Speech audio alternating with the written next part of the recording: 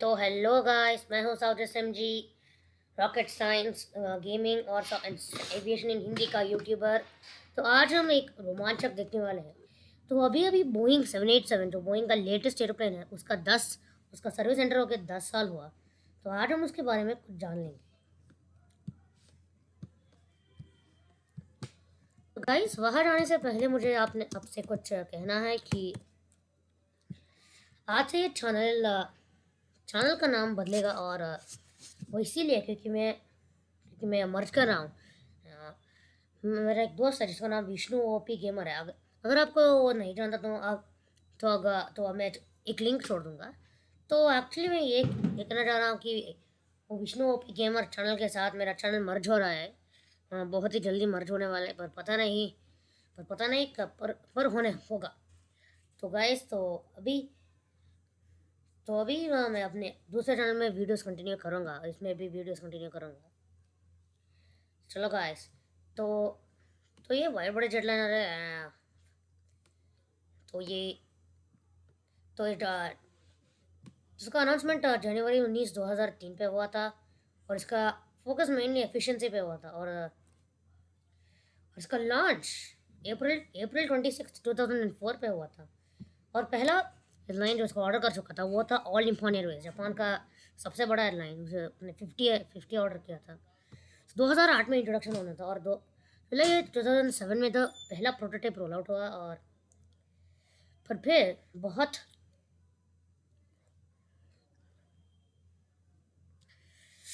बहुत मल्टीपल कई सारे डिलेस हुआ। इसका मेडन फ्लाइट December 15 2009 पे हुआ था। और इसका सर्टिफिकेशन अगस्त 2011 पे हुआ था। इसका पहला 787 अगले महीने डिलीवर हुआ था। और कमर्शियल सर्विस फाइनली October 26 2011, यानी कि ऑलमोस्ट करेक्टली 10 साल पहले हुआ था। तो इसका बोइंग का 20% लेस फ्यूल बर्न होना था बोइंग 767 से। इसका सीटेड वर्जन भी ज़्यादा था, 2000 से 3 नहीं 2000 नहीं 200 से 300 था। और इसका रोज 8 16 हज़ार किलोमीटर जा सकता था। और अभी इसका ये हो गया है कि अभी प्रोडक्शन में स्टॉप हो गया है। प्रोडक्शन स्टॉप हो गया है क्योंकि ये इसीलिए है क्योंकि उसका कोई प्रॉब्लम आ चुका है। अभी अक्टूबर के एंड तक होना था, पर अभी भी प्रोडक्शन में नहीं है। तो अभी पता नहीं कि हमें कब कब रिज्यूम होगा ये सर्विस।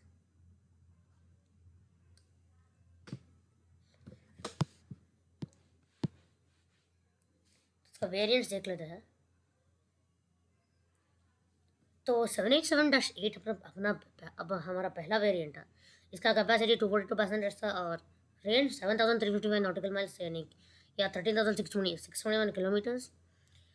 और ये पहला 787 फैमिली का एक पहला था, वो 2011 में सर्विस में एंटर हुआ। और ये 787-8 एक और बोइंग 767-200 जो एक और एयरप्लेन है उसको रिप्लेस करने का ये उसके लिए बना है।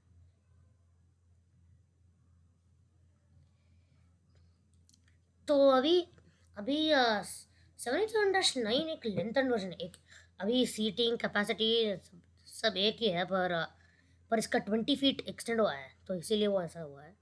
तो इसका सीटिंग 280 पैसेंजर्स और एक 3 क्लास अरेंजमेंट में है। और इसका रेंज थोड़ा बड़ा है, 7,635 माइल्स या 14,140 किलोमीटर्स। तो अभी तो बोइंग हमने 7-8 से वापस लेता है। तो बोइंग अभी अभी अभी कह रहा है कि अभी इसको डैश एट मैन्युफैक्चरिंग चेंज करेगा, वरना इसको कॉमनैलिटी यानी कि इसको और पॉपुलर बनाने के लिए इसको करेगा। -9 ना। तो बोइंग 787-9 तो 2005 में ना 2005 में बोइंग ने कह दिया कि अपने 2010 से होगा, पर इसका फर्म कॉन्फ़िगरेशन जुलाई 1 2010 में हुआ। और अक्टूबर 2011 से डिलीवरीज 2014 से शुरू होना था।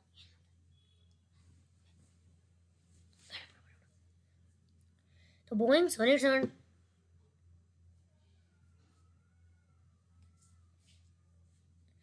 तो बोइंग 787 का -9 का पहला फ्लाइट September 17 2013 पे हुआ। और November 8 2013 पर इसका 141 आवर्स फ्लो हुआ था। और एक 787-9 एक स्टैटिक डिस्प्ले में था, यानी कि 2014 का फैनबरो एयर शो में एक था। और जुलाई 8 2014 पे इसका इसका पहला कस्टमर जो एयर न्यूजीलैंड था, उसका 787-9 अभी डिलीवर हो चुका था। और 787-9 का दुनिया का सबसे पहला फ्लाइट ऑकलैंड से सिडनी था। यानी कि ये बहुत बहुत जल्दी था, पर फिर भी 787-9 commercial service all Indian Airways के साथ अगस्त 7 2014 पे हुआ था। यूनाइटेड एयरलाइंस से अक्टूबर 2014 पर एयर चाइना ने एयर चाइना एयर चाइना ने बीजिंग और चेंगडू के बीच में मई 2016 में गया था। और मार्च 16 2021 पर 2020 पर एक बहुत ही अनोखा फ्लाइट हुआ था। और एयर टाहिटी नोई जो फ्रेंच पोलिनेशिया का फ्लैग कैरियर है, उसका 787-9 दुनिया का सबसे सबसे सबसे बड़ा कमर्शियल फ्लाइट, यानी कि सबसे लॉन्गेस्ट कमर्शियल फ्लाइट अचीव करने के लिए बनाया था। और गाइस, इसी के साथ क्वांटा 787-9 में 2018 में कुछ हमने करा, पूरे पूरे 17 घंटे यानी कि 17 आवर्स फ्लाई किए थे पर्थ से लंदन हीथ्रो तक। तो ये बहुत दूर है। अक्टूबर 20 2019 पर न्यूयॉर्क टू सिडनी तक भी हुआ था। हमारा आखिरी वेरिएंट बोइंग 787-10 है, जो अभी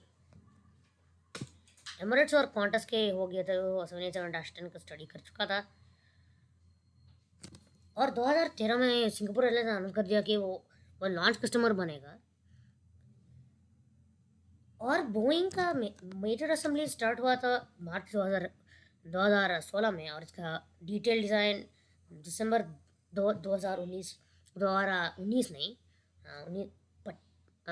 2015 में स्टार्ट हुआ था। तो 787-10 उसको 777-200 A330 और A340 एयरक्राफ्ट को रिप्लेस करने के लिए बनाया था।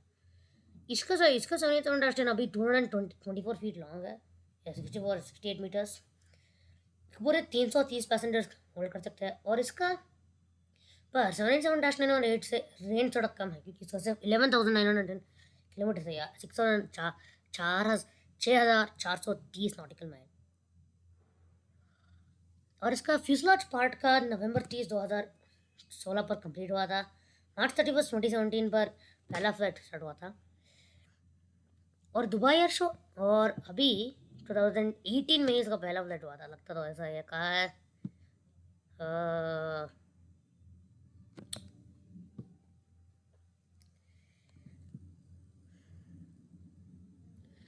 तो इसका BBJ 787 है, यानी कि BBJ बोइंग बिजनेस जेट है। यानी कि अभी ये बिजनेस जेट है, यानी कि ये कमर्शियल सर्विस में नहीं, पर VIP सर्विस होगा। और फिर इसका 25% होगा। पर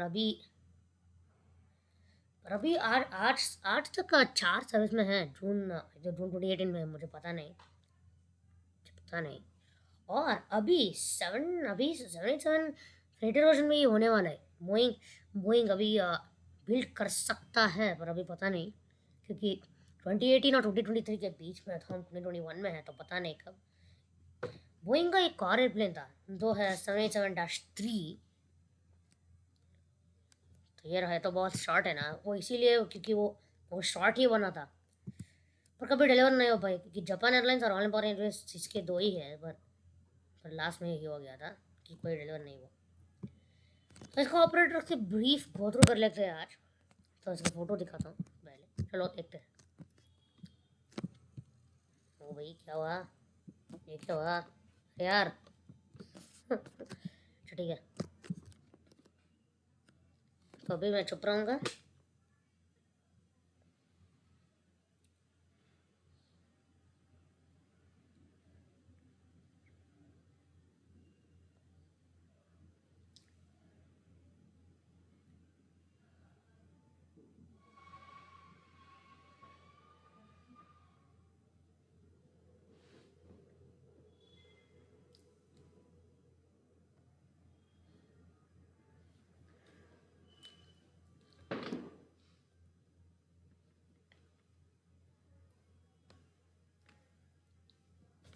तो बहुत है भाई।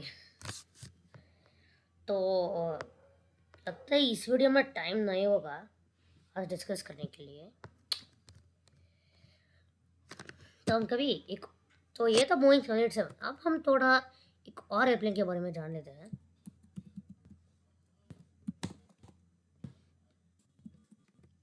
अरे भाई भाई तूने,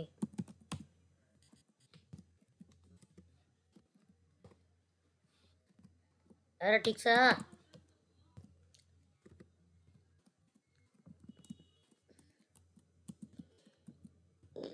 डीसी नहीं।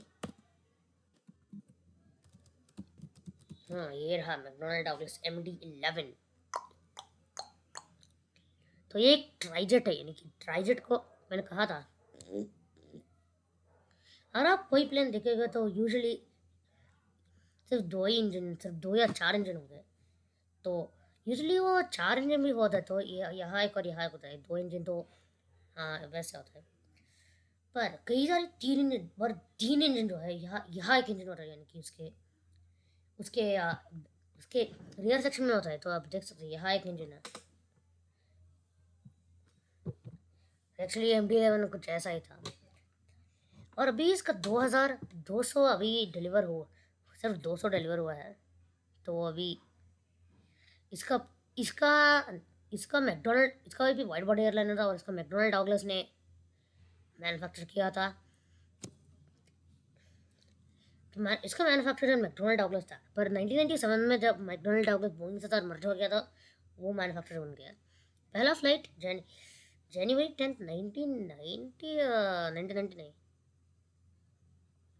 अच्छा 1990 में हुआ था। और 19 और दिसंबर 1990 में ही एक और वर्जन, फिनर का वर्जन हुआ था। फिनर फिनर में इंट्रोडक्शन हुआ था। और अभी इसका स्टेटस उसका पैसेंजर सर्विस से निकाल दिया गया है, पर अभी 6 एयरलाइंस अभी इसको कार्गो सर्विस में यूज़ कर रहे हैं। तो इसका main ancestor McDonald Douglas DC-10 था एक्चुअली। इसका कई सारे वेरिएंट्स है, MD-11, MD-11C। तो MD-11 का पैसेंजर वेरिएंट है, 131 हुआ था। MD-11C ये तो कॉम्बी एयरक्राफ्ट जो जो जो एक सिर्फ सिर्फ 5 ही हुए इसको बिल्ड होने। तो यानी यह कॉम्बी वर्जन, यानी कि वो सिर्फ पैसेंजर नहीं पर कार्गो भी कैरी कर सकते हैं, दोनों हो सकता है। फिर आया MD-11ER, यानी कि एक्सटेंडेड रेंज, यानी कि इसका भी सिर्फ 5 ही हुआ था। और ये MD-11F यानी कि फ्रेटर 53 बिल्ड हुआ था। MD-11 बोइंग कन्वर्टेड फ्रेटर, यानी कि इसका कन्वर्टेड फ्रेटर, यानी कि इसको फ्रेटर को कन्वर्ट कर सकते हैं। तो अनडेवलप्ड वेरिएंट्स एक था मैकडोनल्ड डॉगलस MD-12।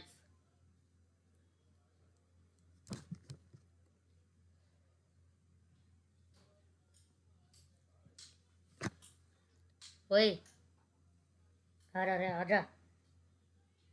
तो ये रहा MD-12, तो डबल डेक बोइंग और आज का एयरबस A380 की तरफ। तो इसका शेप कुछ अलग ही है, अगर आप देख सकते हैं यहाँ पर।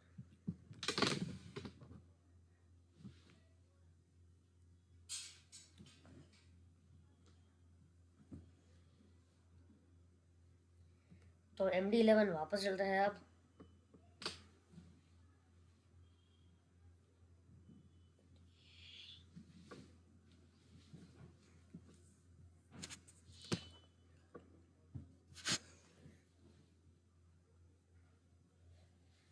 तो चलो देखते हैं MD-11 के कौन कौन से ऑपरेटर्स हैं। अगर आपको और जानना रहता है तो मैं एक वीडियो छोड़ दूंगा। तो एयरलिंगस यानी कि आयरलैंड का फ्लैग कैरियर ने सिर्फ एक MD-11 ऑपरेट किया, जो वर्ल्ड एयरवेज से लीज हुआ था। एरोफ्लॉट कार्गो, यानी कि एरोफ्लॉट इसका फ्लैग, रशिया का फ्लैग कैरियर है, उसे लीज किया गया था। उसका कार्गो डिवीजन ने 3 MD-11F ऑपरेट किया। हमारे हमारे एयर कनाडा, यानी कि कनाडा का फ्लैग कैरियर ने एक MD-11F ऑपरेट किया, जो वर्ल्ड एयरवेज ने ऑपरेट किया। एयर कनाडा से बिहाफ ने ये वर्ल्ड एयरवेज ऑपरेट करता था। एयर नमीबिया का पास फ्लैग कैरियर एयर नमीबिया, जो इसके पास 2 MD-11 थे। एयर एशिया यानी कि मलेशिया का एयर एशिया के पास सिर्फ एक MD-11 था, जो वो भी वर्ल्ड एयर से रिलीज हुआ था। फिर आया इटली का पास फ्लैग कैरियर अलिटालिया, जो इसके पास 3 MD-11, 5 MD-11 कॉम्बी और 5 MD-11 BCF थे। वो 5 MD-11 कॉम्बीज जो थे वो बोइंग कन्वर्टेड फ्रेटर के लिए कन्वर्ट हो गए। इसके बाद आता है American airlines. American airlines United states का एक मेजर एयरलाइन है। इसके पास 19 MD-11 थे, पर भी इसने बोइंग 777 एयरक्राफ्ट से रिप्लेस कर दिया इसको। फिर आया असाको, जो सऊदी अरेबिया का है। इसके पास एक MD-11 था, रिटायर हो गया, और मिडीज जेट ऑपरेट करता था इसको।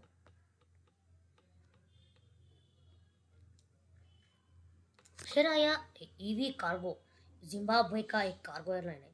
इसके पास 2 MD-11 F थे, फ्रेटर वर्जन। इसका 3 ड्यू थे, और इसका एक और सक्सेसर है जो अवियंट एविएशन के लिए अभी लेकर आए।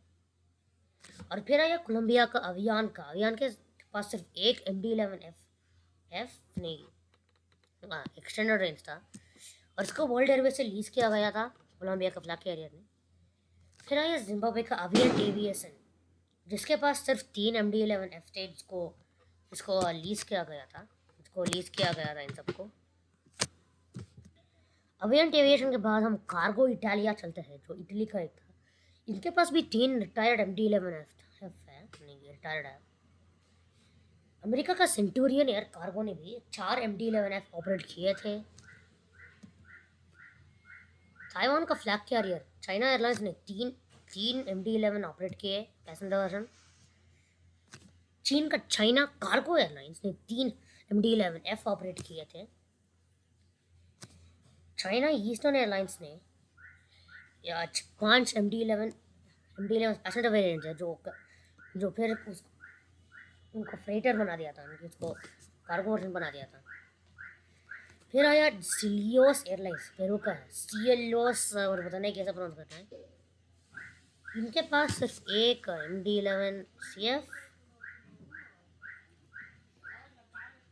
MD-11 CF था, और इनका जेमिनी एयर कार्गो से लीज हुआ था।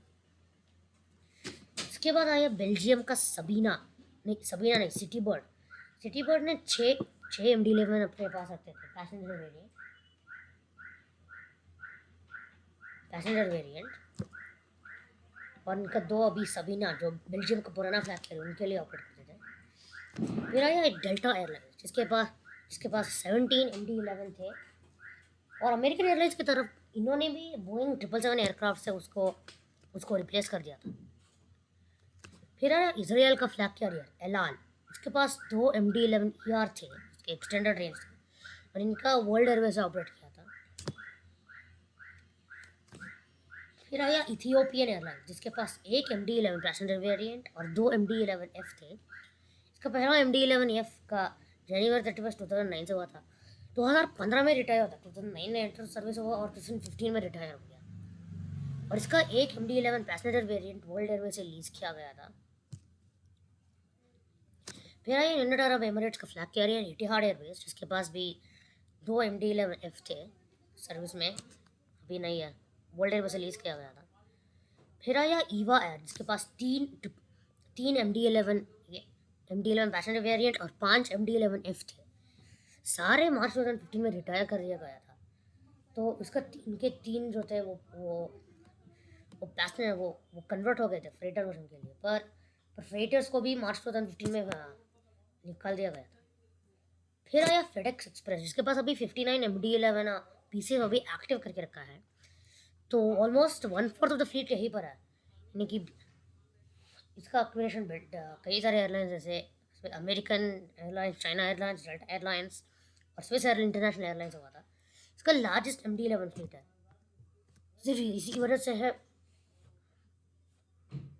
इसी वजह से वो अभी ऑपरेट कर रहा है।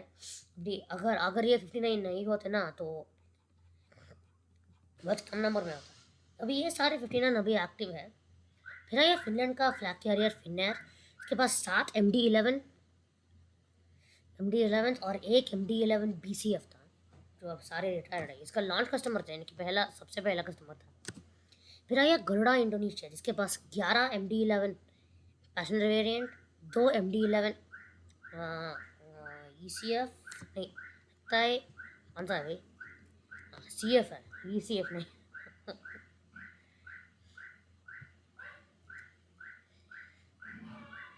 वो कोई गरुड़ा इंडोनेशिया के 2 MD-11 CF और 5 MD-11 ER थे, अभी रिटायर्ड है।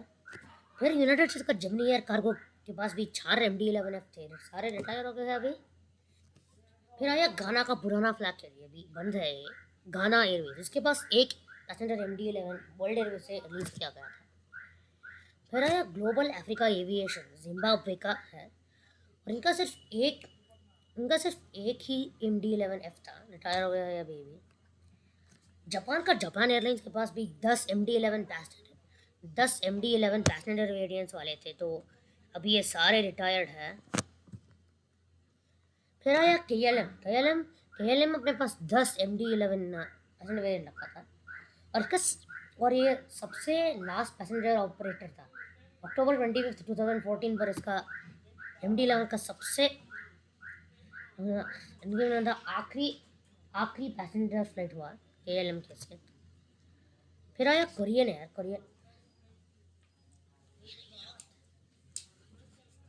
कोरियन एयर के पास 5 MD-11, 1 MD-11 ER और 5 MD-11 CF थे, और जो पैसेंजर वेरिएंट थे वो कार्गो वेरिएंट के कन्वर्ट हो गया। फिर है जर्मनी का LTO इंटरनेशनल एयरवेज, इसके पास 4 पैसेंजर MD-11 वेरिएंट्स थे। और फिर आया लुफ्थांसा कार्गो, इनके पास 6 MD-11F और 5 MD-11 PCF थे, ये भी रिटायर्ड हो गए हैं। और इनको कोई ज़्यादा 10-20 साल पहले या 5 साल पहले नहीं, इसको कुछ एक महीना भी नहीं हुआ रिटायर हो। लुफ्थांसा कार्गो यूरोप का आखिरी ऑपरेटर था जो उसको ऑपरेट करता था, MD-11 को ऑपरेट करता था। फिर आया मलेशिया का MAS कार्गो, जिसके पास 2 MD-11 CF और 1 MD-11F था, और इसका पैसेंजर वेरिएंट का मलेशिया एयरलाइंस था, तीन ऑपरेट करता था पैसेंजर वेरिएंट। ताइवान का मैंडरिन एयरलाइंस ने भी 5 MD-11 ऑपरेट करते थे ये लोग।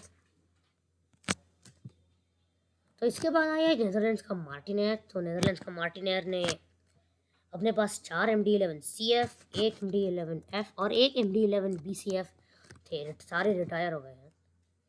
फिर आया मिडीज जेट, ओके, तो ये असाको के लिए ऑपरेट करता था, और इसका ये रिटायर हो गया है अभी।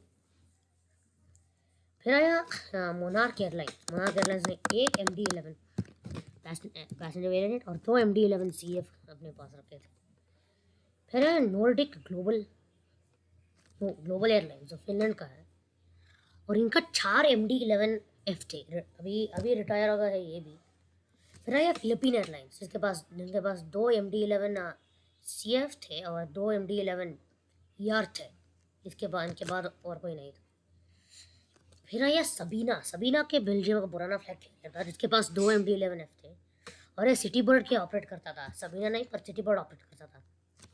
फिर आया सऊदीया, जो सऊदी अरेबिया का फ्लैग कैरियर है, इनके पास 2 MD-11 पैसेंजर वेरिएंट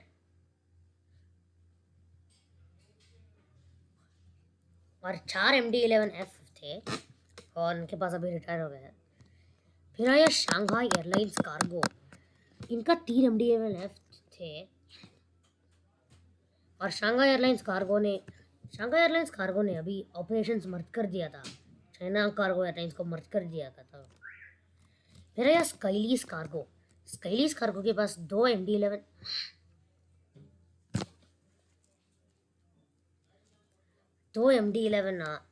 CF थे क्या, हाँ CF थे, CF और 7 MD-11F। इसका नाम पहले ट्रेडविंड एयरलाइंस था, पर ये भी सब रिटायर्ड है। फिर आया एंगोला का सॉन एयर, इसके पास 1 MD-11 BCF नहीं ER था, जो वर्ल्ड एयर से रिलीज किया गया था। फिर है अर्जेंटीना का स्टाफ, जिसके पास एक MD-11 CF था। फिर आया फ्रांस का स्टार एयरलाइंस, के पास एक MD-11 पैसेंजर वेरिएंट का था फ्रांस का। स्विस इंटरनेशनल एयरलाइंस, स्विट्जरलैंड का फ्लैग कैरियर, जिनके पास 16 MD-11 पैसेंजर वेरिएंट है। इनके पहले इसको स्विसर ऑपरेट करता था, इनकी स्पेस। और स्विसर खुद पुराना फ्लैग कैरियर था, 20, इनके पास 20 थे। और इनका पैसेंजर ये सबसे बड़ा पैसेंजर ऑपरेटर थे। और इनका ऑपरेशन बंद किया था और ये सब स्विस इंटरनेशनल एयरलाइंस के लिए ट्रांसफ़र हो गया था। फिर आया ब्राज़ील का flag career TAM lianas area, जिसके पास 2 MD-11F और 1 MD-11ER थे, सारे रिटायर्ड हैं। फिर आया थाईलैंड का Thai Airways, 4 MD-11 passenger variant retired. फिर आया UPS एयरलाइंस, इसके पास अभी 39 अभी MD-11F अभी एक्टिव है, अभी एक्टिव सर्विस में है। फिर आया US अफ्रीका एयरवेज, US का है ये भी, और इनके पास 2 MD-11 पैसेंजर वेरिएंट थे। ब्राज़ील का वरिक के पास भी 24 MD-11 पैसेंजर वेरिएंट्स थे और 2 MD-11 CF नहीं ER थे। फिर आया वारिक लॉजिस्टिका, इसके पास इनके पास 2 777 नहीं सॉरी MD-11F थे इसके पास। फिर आया वास्प, जिसके पास 9 777F थे। 777F नहीं सॉरी इनके पास 9 MD-11 से और 1 MD-11ER था। वेस्टर्न ग्लोबल एयरलाइंस के पास भी 5 MD-11F और 6 MD-11 BCF active. World Airways के पास 9 MD-11 passenger variant, 2 MD-11 CF और 9 MD-11 FF नहीं 2 MD-11 ER थे। और अभी इनके साथ ख़त्म हुआ। तो गाइस होपफुली आज आप अगर एंजॉय किया तो एक और वीडियो छोड़ दूंगा जहाँ आप MD-11 ऑपरेटर के बारे में और जान सकते हैं। तो गाइस आज के लिए इतना ही। This is sound signing.